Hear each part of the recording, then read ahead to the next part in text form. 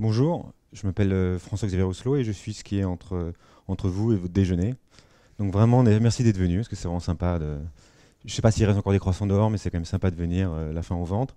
Donc, j'ai pas mal de choses à vous dire, je vais certainement être un peu speed. Donc devant, là, une des trois personnes, si vous sentez que je commence à parler trop vite, ça devient incompréhensible, faites un signe suffisamment visible pour que je le voie, suffisamment discret pour pas trop me foutre la honte auprès du public, d'accord? Alors, machine learning, c'est quoi? Parce que ce qu'on va parler aujourd'hui, c'est la capacité des machines à transformer la donnée en information. Ensuite, cette information, pouvoir en faire finalement un savoir, une compréhension pour ultimement prédire, mais là dans le futur, et surtout pour que vous, n'hésitez pas. C'est moi qui commence en avance.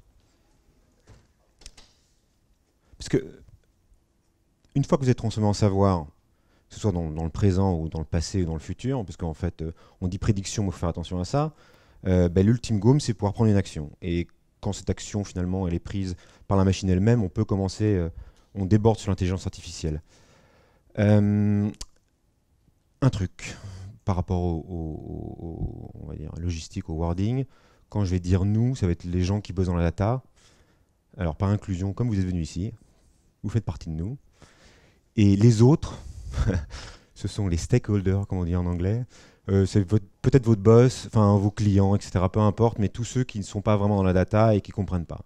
Et donc le sujet un peu de enfin il y a deux sujets, mais un des sujets, un des avantages de cette présentation, c'est de vous aider à faire le pont entre les deux.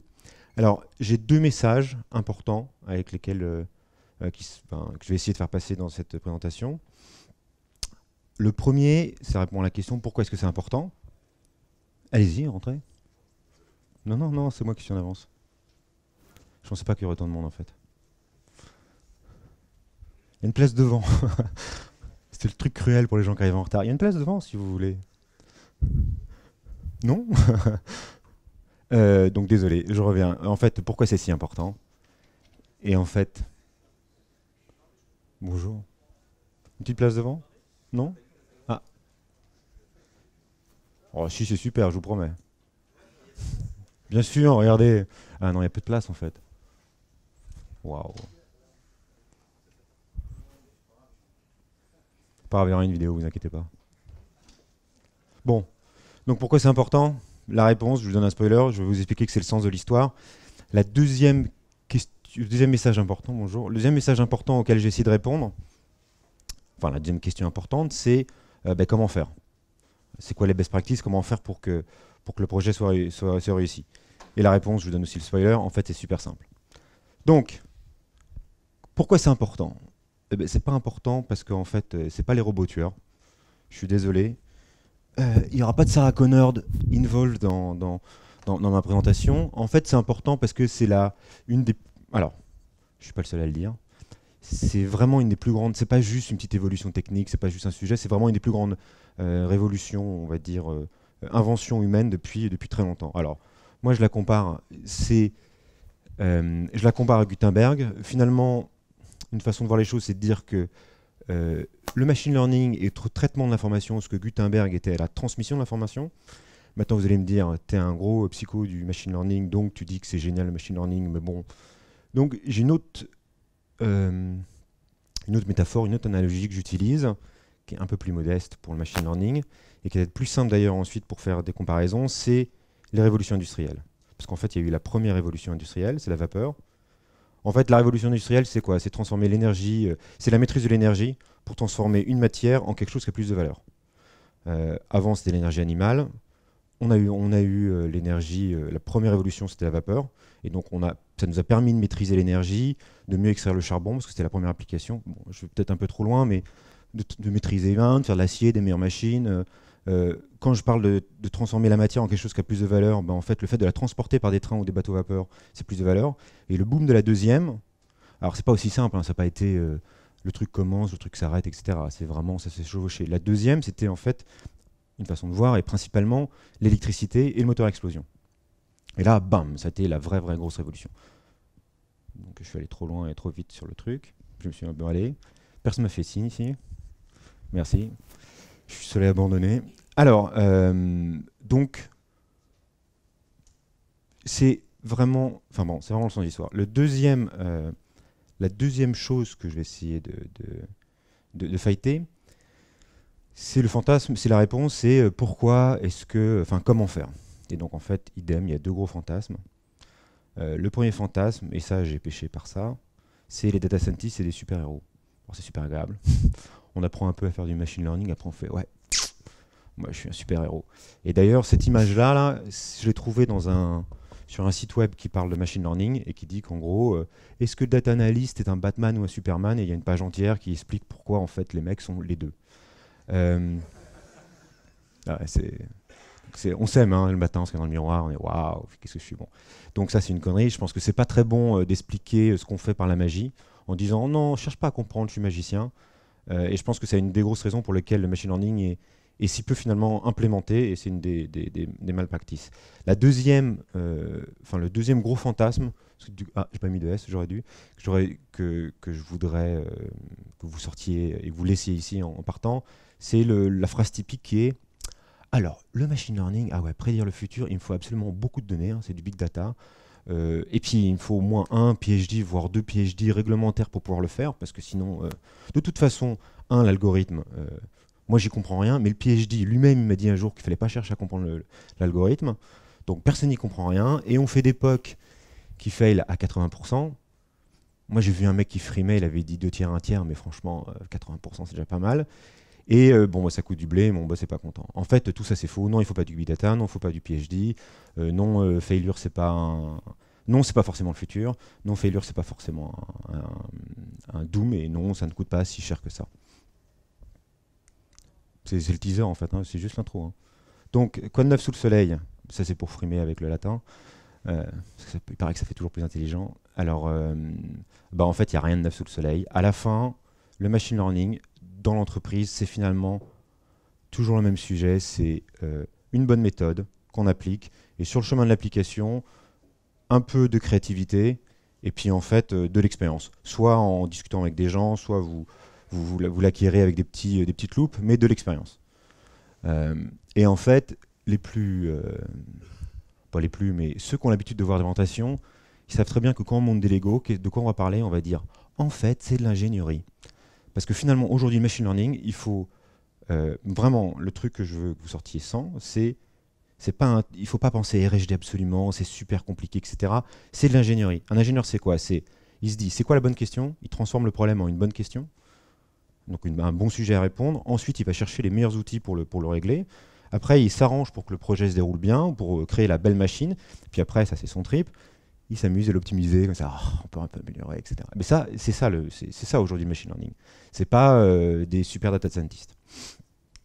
Alors, mon objectif, il est assez simple, c'est que, vous l'avez compris, avec le premier, c'est de faire péter les verrous et de créer la flamme, et le deuxième, c'est de vous donner le petit bois, parce que je vais vous donner un framework, une façon de voir vos problèmes de data science, pour que vous puissiez mettre le feu dans votre entreprise aux données, et que ça prenne, et que il y a des beaux projets data qui se créent chez vous et que vous faites du machine learning.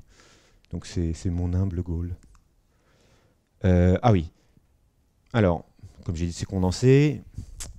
Donc moi, je suis François Xavier. Aujourd'hui, je parle au nom, on va dire, je parle en tant que prof de machine learning dans une école de MBA, enfin au MBA d'une business school, plutôt conséquente. Donc si vous avez l'impression que j'explique la technologie comme un gamin de 10 ans, c'est normal. Parce que en fait, j'explique au MBA. Et les hommes c'est pour ça que je suis habillé comme un commercial. Parce que je sais que vous posez toute la question, mais qu'est-ce qu'il faut habiller comme ça? C'est le seul mec de la salle d'ailleurs. Est-ce qu'il y a un costume ici? Non, il n'y a personne. Ah si, voilà, merci. Et voilà, t'as un costume, t'es par terre, quoi. Tiens, Donc, mais pourquoi? En fait, deux choses. Un, donc du coup, ce que je vais vous raconter, ça vient de la recherche pour le cours MBA. Ça vient des interviews que j'ai fait justement pour ce cours. Ça vient de mon expérience grandissante et déjà assez grande de projets de machine learning, soit en tant que acteur, soit en tant que consultant désormais.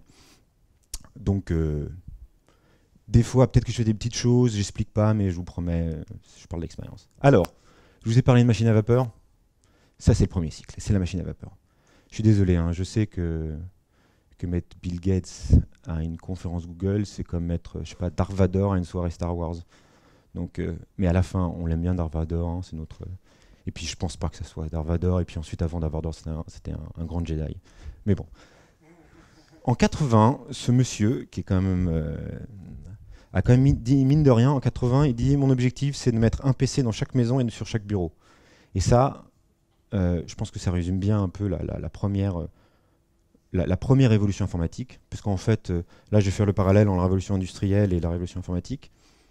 Et quand il est parti, c'était quasiment la fin de cette première.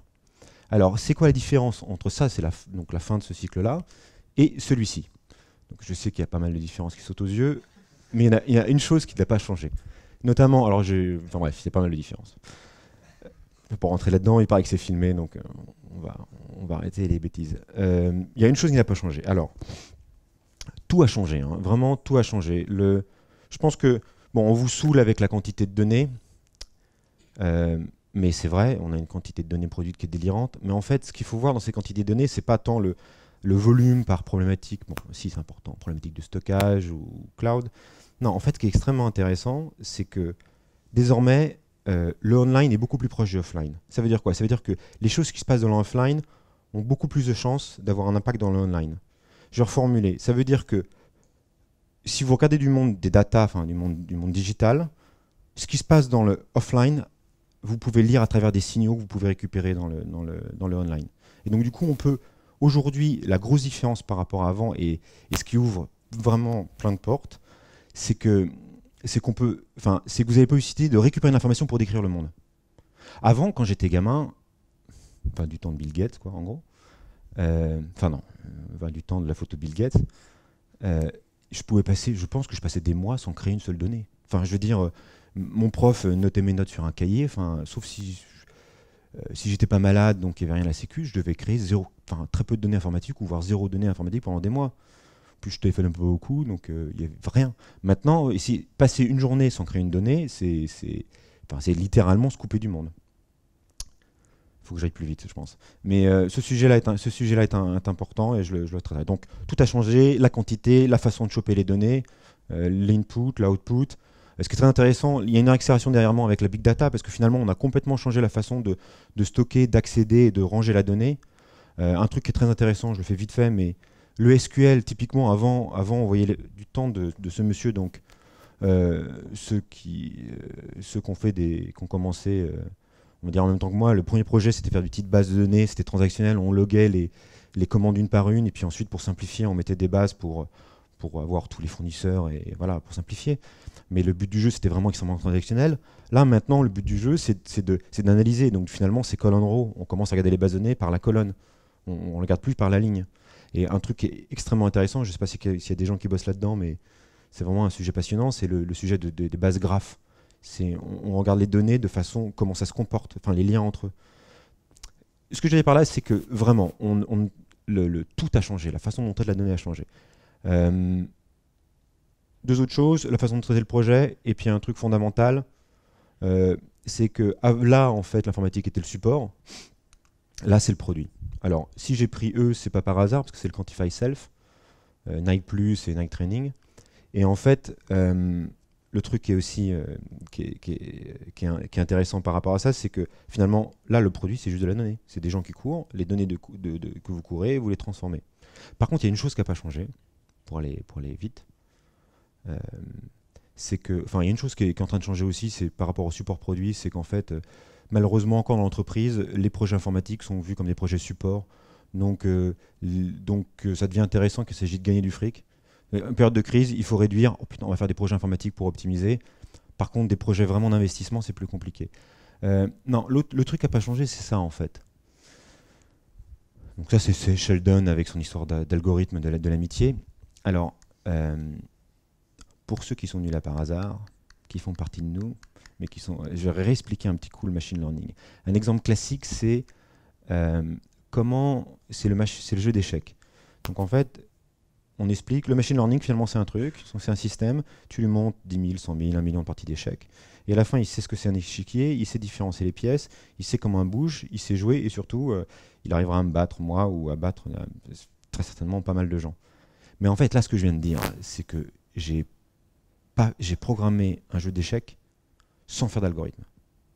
Parce qu'aujourd'hui, vous et moi, enfin, moi un peu moins, mais beaucoup moins même. Mais on réfléchit encore en algorithme. Quand on fait un programme, on se dit, bah ouais, if-then, enfin, on fait des cas, on fait un algorithme. Ça a un peu changé, bien sûr, la fonction, mais on est encore en train de réfléchir dans notre tête en algorithme. C'est un algorithme qu'on transmet, qu'on crée. Là, c'est fini, ça. On est en train de dire, enfin, le gap, c'est énorme. On est en train de dire, les trucs qui étaient trop, pour dire un mot poli, où le ratio effort, fiabilité, enfin, effort et rentabilité était vraiment défavorable, qu'on ne pouvait pas faire, bref, maintenant on peut le faire. On peut le faire. Vous pouvez imaginer de faire un programme sans coder d'algorithme, simplement en copiant ce qui se passe dans la réalité. Et ça, c'est le gros truc. Et ça veut dire que c'est ça, enfin pour moi, et c'est pour ça que je pense que, et même je ne suis pas le seul, je pense que le machine learning est vraiment le sujet clé, bien sûr, de l'intelligence artificielle, mais le truc qui va vraiment exploser dans les boîtes, c'est que voilà, ça révolutionne pas mal l'industrie, l'industrie du soft, l'industrie de l'accounting, puisque finalement, on peut transformer un PDF et le mettre directement dans le logiciel de facturation, ça transforme tout. Donc c'est une nouvelle ère. Ok. Oups, je suis allé un peu trop vite. Oui, non, bon, c'est human machine, mais j'ai pas trop le temps, je suis désolé. En fait, c'est que c'est assez proche de l'humain, et c'est qu'en fait, ce qu'il faut penser, c'est que à la fin, c'est quand même l'humain qui est au centre. Ceux qui ont vu le film savent que au milieu du robot, c'est deux humains en empathie, et donc voilà. Alors, ce que je vais faire, c'est que je vais vous donner un framework en prenant un exemple perso en fil conducteur. Alors, l'exemple perso, il est simple, c'est il y a un peu plus d'un an, il me voit, on m'a dit, voilà, on voudrait que tu mesures l'impact de la télé. De la pub télé, excusez-moi. Je dis, ouais, c'est déjà fait. Et en fait, je regarde et je me rends compte que la télé est achetée aux moyens, c'est-à-dire elle est achetée au perdu, à l'audience. Et ensuite, elle est mesurée par des sondages. Donc, si vous me rappelez mon histoire de offline-online, c'est un peu loin. Donc, je me suis dit, ok, c'est quoi le signal dans le monde online aujourd'hui pour mesurer l'impact d'une pub télé? Parce que, attendez, je vais peut-être revenir un tout petit peu en arrière. Le sujet de mesurer l'impact télé, pourquoi c'est important? Parce que si vous savez qu'une pub sur TF1 le 18 novembre, à telle heure, à tel endroit, à tel moment de la journée, dans tel jour de la semaine, enfin bon, peu importe, a fait X visites, par contre Énergie 12, ça fait X visites, et que vous divisez par le coût, vous avez la rentabilité. Vous avez, non seulement vous connaissez l'impact, donc vous pouvez les comparer, mais surtout, si vous divisez par le coût, vous avez la rentabilité. Donc du coup, aujourd'hui, l'investissement télé des entreprises est le plus gros investissement média. Et donc, du coup, vous pouvez piloter votre investissement média. Donc, enfin, vraiment, c'est très important et c'est pas mal d'argent.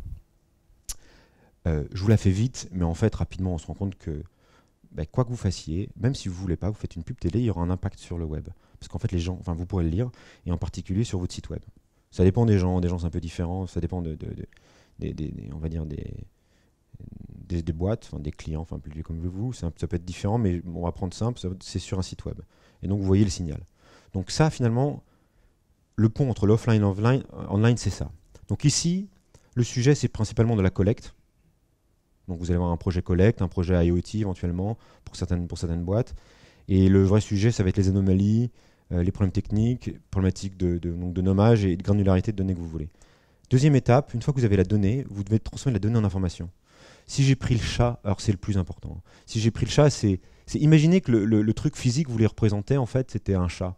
Vous décidez de transformer ce truc offline, donc ce truc réel, en une photo. Donc ça, c'est le passage en données, en data. Mais une machine, vous lui montrez une photo de chat, comment est-ce qu'elle sait que c'est un chat? C'est pas trivial. Donc là, c'est un truc de Google il y a quelques années désormais, mais en fait, le fait de labelliser cette image en disant ça, c'est un chat, c'est transformer la donnée en information. C'est pas trivial. Et donc ça, c'est du machine learning. Dans mon cas, un autre équivalent, c'est vraiment vous, quand on a appris à lire, le jour où les lettres ne deviennent plus des espèces de formes, mais deviennent des lettres. Donc là, c'est vraiment le passage de la donnée à l'information. Dans mon cas, c'est simple. Ceux qui bossent sur les sites web savent que les sites web peuvent être très bruités. Et donc, c'est pas aussi évident que ça de transformer un signal à la seconde d'un site web avec un truc qui fait en tiens, voilà combien de visites j'ai gagné grâce à la pub. Donc là, le sujet, c'est le bruit. Et le sujet, c'est aussi bien sûr son petit ami, l'overfitting. Alors, l'overfitting, pour ceux qui se demandent ce que c'est, dans le machine learning, c'est quand votre système prend du bruit ou prend des phénomènes... Enfin, il se trompe, il prend des vessies pour des lanternes en français. Un exemple plus simple, ça serait de se dire, c'est un peu comme si vous regardez les nuages, et quand vous regardez les nuages, vous voyez une licorne. Ou whatever, mais bon, on va dire une licorne. Ça, c'est de l'overfitting. Parce que si vous êtes persuadé qu'il y a une licorne là-haut, et c'est ce qui se passe dans les algos quand ils font vraiment de l'overfitting, c'est-à-dire qu'ils sont persuadés qu'il y a une licorne là-haut. Alors le pire, c'est quand vous avez fait un jour l'overfitting, donc votre algo a super bien marché, et que vous êtes persuadé qu'il y a une licorne dans le ciel, dans les nuages. J'espère que vous suivez mes métaphores, hein. Je pense vraiment pas qu'il y ait une licorne dans le nuage, mais c'est le fait de voir un truc un peu bruité qui ressemble à une licorne, et après votre algo est persuadé qu'il y a quelque chose là-haut. Et donc d'essayer de le reproduire alors que c'est faux. Ça, c'est l'étape la plus importante, c'est là où il y a vraiment dans vos boîtes. Enfin, vraiment, c'est vraiment la première step qui va tout changer. Deuxième étape, une fois que vous avez fait la bonne information, bah, la question c'est, ok, maintenant je sais combien font les pubs dans chaque endroit, etc. J'arrive à mesurer, mais pourquoi? Et donc là, ça c'est un truc un peu plus traditionnel pour machine learning, c'est essayer de modéliser le comportement. Notez bien que je ne parle pas de prédiction encore. Vous essayez de modéliser le comportement. L'intérêt dans la pub, c'est de comprendre pourquoi. Est-ce qu'un jour cette pub fait tant de visites, l'autre le lendemain fait tant? Est-ce que c'est la météo? Enfin, pourquoi? Ah ouais, un truc que j'ai oublié de vous dire, un super exemple là, c'est pour le Rafale. En fait, j'ai rencontré la personne qui faisait la caméra qui était sur le Rafale, la caméra vidéo, et en fait, leur sujet à eux, c'était en fait, ils captent de l'image. Mais c'est sympa, mais en fait, ils ont envie de dire aux pilotes qu'il y a un mec qui veut leur tirer dessus, qu'il y a un camion, enfin, quel type de target ils peuvent avoir en dessous. Donc en fait, là, c'est typiquement encore de transformer de la data en information. Clusterisation aussi, plein de choses. Knowledge, c'est différent. Knowledge, c'est que une fois que vous avez réussi pourquoi vous avez envie de créer un modèle? La première chose, c'est pour détecter les anomalies. Une autre forme d'anomalie, ça peut être des fraudes. Vous pouvez avoir envie, je regarde ma cheat list, pour voir si j'en ai oublié. Ah oui, un truc qui est beau. S'il y a des managers dans la salle ou s'il y a des gens qui vont à des réunions de management et de suivi, ils savent qu'on suit des feuilles Excel, que généralement, au début de la réunion, on regarde la feuille Excel avec les suivis des gros trucs, et puis ça a l'air évident, et puis ensuite il y a un mec qui lève le doigt et dit « Ah ben non, en fait, tu peux pas comparer ça et ça, parce que c'est différent ». Donc tu as 30 minutes de mecs qui s'engueulent comme quoi en fait c'est pas comparable et que c'est l'intel qui a raison, etc. Puis à la fin le boss il dit, dans les 10 dernières minutes, le boss il dit bon ok, soit A on va faire un nouveau test, un A/B testing, ou on va tester le truc, soit B on va essayer, enfin on va faire soit B on va essayer de changer, soit C on va rien faire du tout, on verra la semaine prochaine. Là en fait c'est quelque chose qui te permet le ceteris paribus. Toute chose égale par ailleurs, c'est quelque chose qui te permet de comparer les performances pures de deux paramètres. Je vois des grands yeux, donc je vais détailler. Un exemple typique en pub, c'est que vous avez une création avec une brune, une création avec une blonde. Vous essayez de savoir quelle est la création, quelle est la pub, le petit film qui marche le mieux. Parce que vous dites, bah voilà, je vais mettre celle qui marche le mieux, ça me ramène, les clients sont contents, ils achètent plus, donc autant mettre si la blonde plaît plus ou si la brune plaît plus, on va mettre la couleur de cheveux qu'ils préfèrent. Donc réunion, mais ça je l'ai vécu. Bon, c'était pas blonde-brune, mais c'était des trucs. Donc réunion, donc feuille Excel. Enfin, le suivi, c'était pas une feuille Excel, c'était le suivi, et les mecs vous disent, ah ouais, donc c'est la brune qui marche mieux, go, on va réduire la blonde et on va mettre la brune sur toutes les chaînes. Puis là, il y en a 20 qui se lèvent, qui disent « Ah ben non, c'est pas comparable. Celle-là, on l'avait mis en début de campagne. Le mix, c'est plutôt en weekday, en jour de la semaine, avec tel type d'horaire. L'autre, on l'avait mis à un autre moment, etc., après la campagne. Donc, c'est pas comparable. Donc, je vous promets, en plus, les marketeurs, ça peut parler. Donc, vous avez 40 minutes de discussion sur « C'est moi qui ai raison », en gros. Et puis à la fin, 10 minutes, le boss qui dit « Ouais, mais alors en fait, du coup, on va essayer de tester ça, et puis on verra la semaine prochaine. » Mais en l'occurrence, c'est pas la semaine prochaine, c'est beaucoup plus loin. En fait, là, le principe du ceteris paribus, une fois que vous arrivez à faire un modèle, vous pouvez justement annuler les effets extérieurs. Donc vous pouvez comparer l'effet de la brune et de la blonde comme si elles étaient dans un monde virtuel, dans une espèce de monde parallèle, où vous les avez passées au même moment, et vous pouvez vraiment comparer leurs performances. Ça, c'est vraiment clé. Je vous promets, si vous racontez cette histoire d'être capable de comparer les choses à toutes choses égales par ailleurs, à la personne dans votre boîte qui suit les performances, enfin, le mec qui fait jouer avec les feuilles Excel, je vous promets, il va dire... Il va regarder comme ça bizarre, il va dire c'est pas vrai, c'est du bullshit. Et puis ensuite, il va essayer de creuser quand même, parce que ça va l'intéresser. Arrêtez-moi vraiment si je vais trop vite ou si. Après, Oui, alors excusez-moi. Les challenges que vous avez à voir, c'est le feature engineering. Feature engineering, c'est de transformer la donnée rentrante. Feature, c'est la donnée que vous remettez en rentrée. Euh, un truc, un truc classique, c'est que je mets en donnée la rentrée la météo, parce que c'est souvent le cas pris. Bah, le problème, c'est que, enfin moi je l'ai fait dans la plupart. Le problème, c'est que la météo, le sujet, c'est pas finalement la température qu'il fait. Le sujet, c'est peut-être la différence de température qu'il a fait par rapport à la veille ou par rapport à un nombre de jours donné. Parce qu'en fait, qu'il fasse 18 degrés, mais qu'il faisait 18 degrés de X jours d'affilée, vous n'allez pas spécialement aller boire une bière dehors pour ça. Par contre, si il faisait, je sais pas, 10 degrés et soudain il fait 18 degrés, il n'y aura plus personne qui va regarder la télé, hein, je vous promets, ils vont tous partir boire la bière. Donc, c'est important, vous devez manipuler les données. Donc, ça peut être des transformations mathématiques, enfin comme ça, des différences remodélisées. Ça peut être il y en a une classique en fait. Enfin, je vous le dis pour ceux qui sont déjà en train de bosser dedans, c'est faites jouer avec les logs. En fait, essayez de transformer vos données de façon à ce que ce soit une belle courbe normée. Et puis après, il y a des côtés simplification, c'est qu'amusez-vous à faire des catégories. Donc typiquement, utilisez ce qu'on appelle la clusterisation hein, pour transformer vos données pour créer des catégories et utiliser ces catégories comme feature. Parce que des fois, c'est bien d'être un peu myope. Des fois, c'est bien de ne pas être trop précis, de baisser un peu la granularité. Donc vous pouvez faire de ça. Donc ça, c'est votre sujet. Et là, on rentre à la prédiction. Prédiction, le cas classique, c'est la pub. Maintenant, on me dit, tiens, regarde, j'ai cette pub-là disponible pour toi, écoute tant, est-ce que tu en veux? Paf, paf. Oui, j'en veux, oui, j'en veux pas. Parce que je suis capable de prédire le nombre de visites. Donc je fais la division, donc je fais la rentabilité. Donc je sais si le client en veut. Un truc que j'ai bien aimé, que j'ai lu l'autre jour, ça, j'ai pas rencontré la personne, c'est ils s'amusent enfin, ils s'amusent. Ils prédisent le next move de ISIS, de Daesh. En fait. Donc la prédiction, on peut utiliser, donc ça c'est la théorie du jeu, mais on peut s'amuser à essayer de prédire les next moves. Donc prédiction, c'est le plus classique. Enfin, je veux dire, prédiction, malheureusement, c'est le truc dont les gens parlent plus, et du coup, il y a vraiment plein d'exemples. Je pense que si vous voulez, on pourra. Peut-être qu'aux questions-réponses, on pourra prendre un ou deux secteurs et s'amuser, mais il y a plein de choses. Là, le sujet, c'est les anneaux précédentes, les erreurs précédentes. Et là, le truc qui est bon, enfin, qui est assez jouissif pour les data scientists, c'est que c'est quand même. Enfin, c'est plus dur. C'est là où vous commencez à faire jouer avec les modèles. Avant, vous pouviez encore faire jouer avec des modèles simples. Là, ça devient super important parce qu'une partie des données, soit vous avez perdu une partie des données, parce que le futur, ça veut dire qu'il y a des features que vous avez en entrant dans votre modèle précédent que vous n'avez plus. Soit ces données que vous rentrez, c'est des prédictions, donc elles sont dégradées. Donc du coup, un petit coup de stress, mais c'est plus fun parce que c'est plus compliqué. Donc c'est vrai que c'est le Graal. Et enfin, là, on rentre quasiment dans l'AI, la prescription, c'est-à-dire, c'est quoi le next move? Qu'est-ce que je fais? Et si je dis qu'on est dans l'AI, parce qu'effectivement, c'est un automate, enfin, on crée un robot. Donc, les bagnoles qui se conduisent. Ah oui, un truc que j'aime beaucoup. Alors là, en fait, c'est le même sujet, parce que c'est soit, vous pouvez le voir sous l'angle learning, l'angle recommandation ou l'angle diagnostic, c'est répondre à la question, c'est quoi la prochaine question?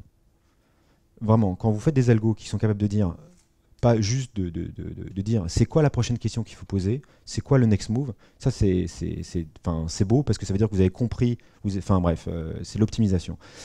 Dans la pub, bah, c'est simple, hein, on me donne plein d'espaces disponibles, on appelle ça des espaces publicitaires, hein, enfin des espaces pub, quoi. Bref, plein d'endroits où je pourrais mettre ma pub, télé. Moi j'ai des clients, j'ai des budgets et j'essaie de faire de façon au mieux. Le seul problème, c'est que parce que sinon ce serait trop simple, c'est que en fait, quand je mets une pub, les pubs que j'ai jouées avant impactent sur la pub que je joue là. Donc du coup, c'est combinatoire. Donc du coup, le sujet, c'est pas de trouver la bonne réponse, c'est de trouver la meilleure réponse le plus rapidement possible. Ou le moins cher possible, enfin, vous mettez le curseur comme vous voulez. Là, c'est des sujets mathématiques et d'optimisation. On sort vraiment un tout petit peu du machine learning, même si vous pouvez utiliser des algos de machine learning pour le faire, il y a des vrais sujets de maths et d'optimisation qui peuvent être... Enfin, c'est des sujets de maths et d'optimisation. Ouais, j'aurais dû utiliser ça. On est très proche. Ce que je viens de vous expliquer, ceux qui font du data mining, je le mets pour les gens qui font du data mining, c'est assez proche des cycles de data mining que vous avez, mais en fait, ce que vous noterez, c'est que je l'ai un peu décalé. Enfin, j'ai rajouté des étapes vraiment liées au techno machine learning. Mais à la fin, le but du jeu, c'est au début bien comprendre ma réalité et bien comprendre comment on peut se représenter. Puis après, bon, ben, on cycle. Hein. Parce que ce cycle-là, c'est pas vraiment 1, 2, 3, 4, et vous n'avez pas retourner en arrière, c'est 1, 2, 1, 2, 3, 1, 2, etc. Le truc, la connerie qu'il ne faut pas faire, c'est de faire la prédiction ou la prescription sur des données brutes, sans passer par l'étape et essayer de comprendre ce que c'est l'information. Et pire que ça, faire sur des données que vous avez, sans essayer de réfléchir si facilement vous ne pourriez pas avoir une meilleure donnée que ça. Parce que enfin, les données que vous avez, enfin, bref, ça ne représente peut-être pas bien le monde, et peut-être qu'il y a un truc qui représente mieux le monde. Pour gagner du temps, je vais zapper ça vite fait, mais le sujet, c'est de faire du lean, de tourner encore, c'est le sujet de cycle. Puis un autre sujet que ceux qui font la logique connaissent bien, c'est le sujet induction, abduction, déduction. En fait, c'est un process que vous voyez la donnée, vous vous doutez de ce qui marche, vous testez, ça marche, et puis à un moment, donc vous appliquez cet algorithme que vous avez créé, cette logique que vous avez créée, vous voyez que ça marche, puis après vous regardez les erreurs par rapport à cette règle que vous avez créée. Je veux dire, vous, dans la vie de tous les jours, vous faites des règles de cet exemple, enfin vous voyez des exemples, vous baladez dans la rue, etc. Moi quand j'étais tout gamin, j'allais en vacances à Saint-Gilles-Croix-de-Vie, qu'un monsieur là-bas connaît très bien, et à un moment j'étais persuadé que tous les blonds faisaient du surf. Parce qu'en fait, dans ma vie, dans les mecs en vacances, tous les blonds faisaient du surf, c'est un truc de fou. J'avais 16 ans, je me dis putain, il faut être blond pour faire du surf, hein. Tous les blonds faisaient du surf. Il y avait des bruns qui faisaient du surf, donc je disais non, les bruns aussi peuvent le faire. Mais j'étais persuadé. Donc cette règle-là était vraie dans le monde où je vivais. Seulement, à un moment, j'ai commencé à voir d'autres blonds qui faisaient pas du surf, et je me suis dit, ah, cette règle que je me suis appliquée, je l'ai appliquée sur ce mec-là. Or, ce mec-là, il fait pas du surf, donc je vais peut-être changer ma règle. Et donc, c'était du racisme vers les blonds, et j'ai arrêté de faire ce genre de conneries. Promis. Vous voyez ce que je veux dire? Et c'est pareil, l'algo. Hein. Ceux qui ont fait enfin, vraiment, le machine learning, c'est exactement le même principe. C'est l'algo, il va essayer des données, il va se mettre une règle, il va regarder à quel point il se plante, puis il va corriger. Et ensuite, si vous voulez donner, enfin, c'est tout, c'est juste ça, hein, c'est exactement comme vous. C'est beaucoup plus proche. C'est vraiment une machine beaucoup plus humaine qu'on l'imagine. Un point clé pour les business managers, c'est follow the money. Encore rapidement, mais en fait, vous savez, cette histoire de support produit, en fait, on voit l'IT comme un truc qui crame de l'argent et pas qui en fait. Et c'est pour ça qu'on se lance des gros projets IT quand on a besoin d'économiser de l'argent et pas quand on a besoin d'en faire. Donc là, la meilleure practice, si vous voulez vraiment faire de la data chez vous, c'est de monter une BU. Et c'est pas moi qui le dis, c'est des consultants avec des chiffres. Mais je le dis aussi. Alors, on refait un petit coup vite fait du cycle. Là, en mode projet. Et là, le cycle, l'angle, c'est vraiment en mode projet et de se dire pourquoi est-ce qu'on commence par là et comment faire pour que ça marche bien. Et c'est quoi les petits dangers. Donc là, la question du init, c'est comment initier le truc. Et comment initier le truc? Il n'y a pas de secret, c'est plaire à votre boss. Votre boss, il faut le savoir, il est schizophrénique. Il a envie d'avoir une grande vision, long terme, mais il est près de ses pépettes. Donc, vous allez être sympa avec lui, vous allez lui donner une grande vision long terme, et vous allez essayer de trouver un quick win. C'est un mot qu'il aime bien, quick win. C'est des pépettes faciles, quoi. Hein, et vous allez chercher. Donc là, le but du jeu, ça veut dire quoi? Ça veut dire que dans votre boîte, et il y a de fortes chances que ce soit vous, enfin il y a de fortes chances que ce soit vous que vous preniez le truc, il faut trouver un ambassadeur de la data, quoi, quelqu'un qui hausse le projet, peut-être qu'il existe déjà, mais en tous les cas, il faut qu'un ambassadeur. S'il est très technique, il vaut mieux qu'il trouve un copain business, et vice-versa, pour hoster le projet, et vous essayez de trouver, de lister toutes les idées, de regarder laquelle est la plus simple. Alors, pour faire ça, peut-être que vous avez peur, après je vais vous expliquer encore une fois vraiment que... Enfin, il ne faut pas avoir peur. Même si vous n'avez jamais codé en machine learning, Google fait un truc magnifique, fait une espèce de black box qui vous permet de faire des prédictions.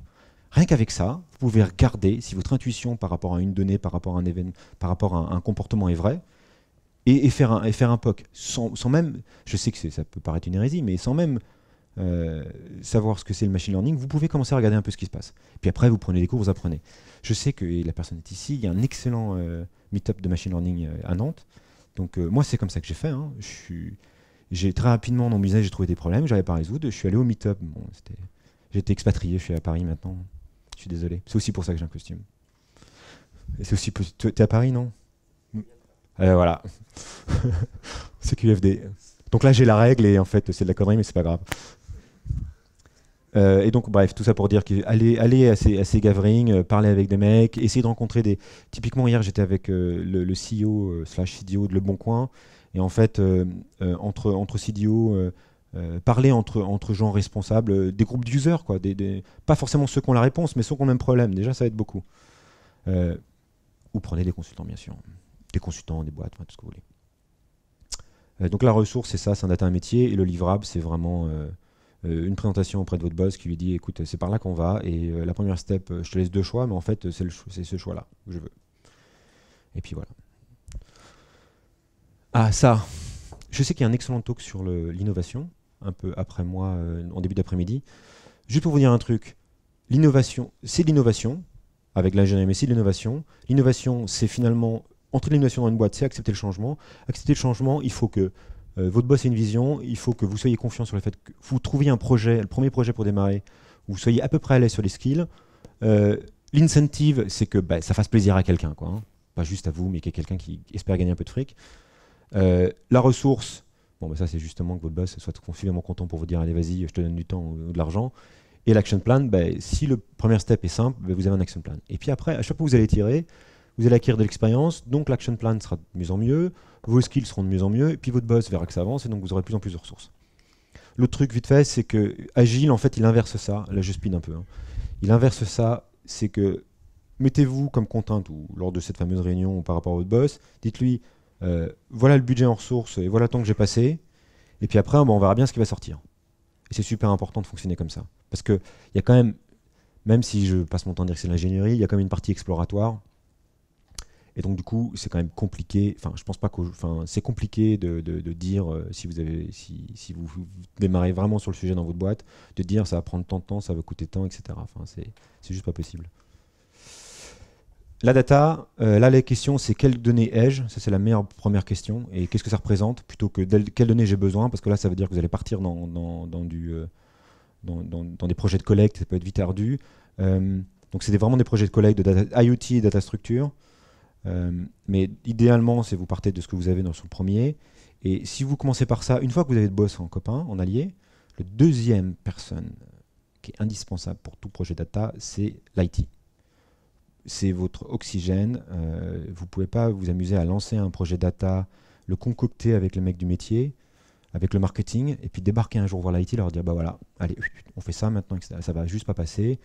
C'est super important. Vous pouvez, vraiment, c'est vos meilleurs amis, les mecs de l'IT. Eux, ils ont besoin de support, donc ils ont besoin d'être rassurés que vous partiez. Enfin, ils ont besoin d'être rassurés. Puis, ils ont un savoir. Généralement, dans les boîtes, ils savent exactement où est la donnée. Ils savent à quel moment il y a eu un bug et donc ces données est plus valide. Enfin, ils savent plein de choses. Donc, quand vous allez faire votre projet, essayez de comprendre pourquoi ça merde. Si vous n'êtes pas fait copain avec eux dès le début, mais c'est un massacre, quoi. Puis en plus, ça bouge tellement la techno et les capacités, le sujet data structure, donc big data au sens hosting, bouge tellement que il faut être deux, quoi. Vous ne pouvez pas tout ingérer. Information. De quelle information est besoin? Alors en fait, pour reformuler ça, on va dire, vous regardez un expert, ou les mecs qui bossent, et vous regardez comment il transforme une feuille Excel ou une donnée, etc., en quelque chose pour qu'il bosse. Qu'est-ce qu'il voit, comment il comprend ça? Parce qu'en fait, c'est ça que vous allez faire. Vous allez transformer sa façon de lire, sa façon de capter la data en information. C'est des projets. Alors typiquement, bien sûr, les mecs vous allez me dire, ah, c'est du BI. Ouais, cette partie-là est principalement du BI. Bon, le chat, c'est pas du BI. L'exemple du chat, là, c'est pas du BI, mais principalement, c'est quand même souvent dans les boîtes, c'est des projets BI, parce que tout le monde ne fait pas des rafales, donc. Et puis tout le monde n'est pas Google à faire des labels de photos. Donc bon. Donc c'est des projets BI affichage.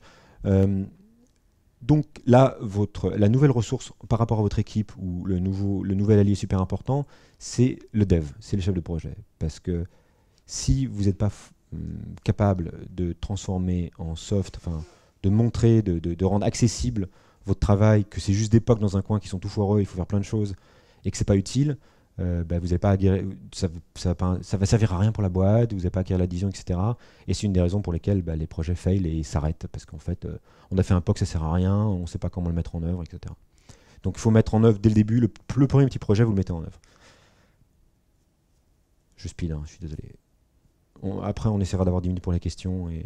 Parce que je donne beaucoup moins d'exemples que j'avais prévu. Question, normalement je le fais en 1 heure. Question, comment ça marche? Donc là, le savoir, c'est la question, c'est comment ça marche, bien mal, donc c'est l'anomalie. Bon, une fois que vous avez modélisé, le but du jeu, c'est vraiment, encore une fois, c'est le BIM, mais c'est plus de l'analytics. Alors, c'est plus autour de l'analytics, donc c'est vraiment comment ça marche, et puis après, essayer de comprendre le comportement. Sujet super important, et pourquoi est-ce que c'était, j'ai parlé de BU dès le début. Moi, j'ai même fait une filiale, on a créé une filiale pour le sujet de la pub. C'est parce que très rapidement, vous allez vous rendre compte que le fait de modéliser votre business, vous allez apprendre sur vos clients ou sur vos fournisseurs. Vous allez découvrir des choses. 2 exemples. Moi, par exemple, j'avais un client, pour des problèmes de mettre la pub au meilleur moment, on a découvert que des variations de température très spécifiques dans un domaine, dans un contexte très spécifique, généraient un gros pic de demande. Ils ne l'avaient jamais vu. Moi, je l'ai vu parce qu'en fait, déjà, on faisait que ça, et puis deux, on avait d'autres clients, donc on arrivait à mieux avoir les choses.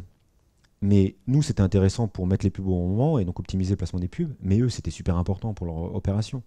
Donc, en fait, très rapidement, on a mis des consultants, parce que vous avez un potentiel de consulting. Un autre exemple que j'aime beaucoup aussi, c'est les tickets de parc-mètre. Donc, une grosse boîte qui fait des tickets de parc-mètre, donc elle a modélisé ça pour ses besoins, et puis soudain, elle s'est rendue compte qu'elle pouvait faire des conseils en urbanisation. Parce qu'en fait, elle connaissait les zones chaudes, elle connaissait les rotations. Elle pouvait dire elle peut dire à une ville, si tu veux augmenter, baisser l'affluence, changer le comportement des gens dans ta ville, tu as le bouton du parc-mètre où tu changes le prix, tu varies les pricing, ou tu réduis les places, etc. Et donc, elle était capable de donner du conseil en urbanisation.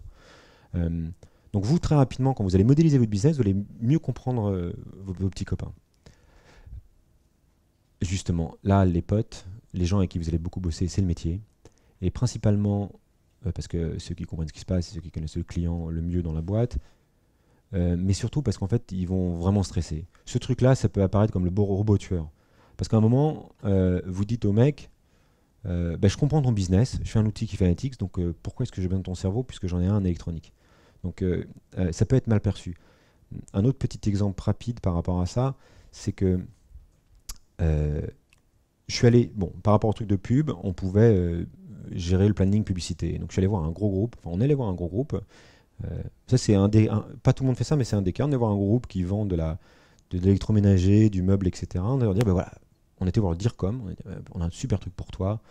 On va allumer la lumière. Tu sais pas ton investissement, tu sais pas comment ça marche, etc. Nous, on se ramène, on allume la lumière et tu vas voir ce qui se passe. Parce que si tu peux mesurer, tu peux manager, tu peux mieux profiter, etc. Tu peux optimiser. Et dans la réunion, il y avait lui, il y avait des gens de son équipe. Le mot peur est venu plein de fois. Et le type ne voulait surtout pas. Et en fait, vous vous rendez compte que c'est normal. C'est que vous dites, toi, ton intuition, ce que tu pensais être bien, ce que tu as défendu, tu vas vraiment à fond, et tu as mis ton boulot dans la balance en disant, c'est TF1 qu'il nous faut parce que c'est bien, c'est le mieux, etc. Toi, petit mec de l'Ouest qui a mis un costume qui arrive à Paris, tu vas me dire qu'en fait j'ai tout faux, que j'ai risqué mon job là-dessus plusieurs fois et des millions d'euros, et que j'ai perdu des millions d'euros, j'ai pas envie. J'ai un autre exemple comme ça, c'est par rapport à des call centers que j'ai vu hier. Pareil, les gens ils veulent surtout pas savoir la vérité. Donc c'est super important que ces projets-là de knowledge, vous les fassiez avec les gens du métier, pour qu'ils comprennent que c'est un outil pour eux, pour mettre l'humain au centre, et pas faire humain contre robot. Prédiction, très rapide. C'est quelles informations opérationnelles sont clés. Là, par contre, c'est différent. C'est pas vous qui allez devenir copain avec lui, c'est votre nouvel meilleur ami qui va vous adorer. C'est le mec des finances. Alors lui, il va aimer ça. Parce que vous dites, je peux prédire. Donc, généralement, les problèmes opérationnels, c'est une histoire de fric à la fin. Parce que les trucs qu'on a envie de prédire, c'est les trucs qui sont liés au fric. Et je vous promets, là, votre copain, c'est le mec des finances. Je fonce. Il y a un autre copain là, parce que ça, c'est votre équipe de data scientist, vous, etc. Parce qu'en fait, c'est vraiment les problèmes les plus sympas. Alors, qu'est-ce que je peux automatiser? Là, votre ennemi numéro 1. Qu'est-ce que je peux automatiser? C'est finalement faire des robots, des automates. C'est de dire, ma pub, j'ai tous les inventaires, j'automatise le truc. Les décisions, c'est plus un humain qui les prend, boum, boum, tout est fait automatiquement. Alors là, vous avez carrément un ennemi numéro 1, c'est le légal. Alors franchement, là, légal, la moitié de la boîte qui pense que vous allez choper le job. Donc en fait, ça, c'est des sujets qui sont super, qui peuvent vraiment devenir structurants pour votre boîte.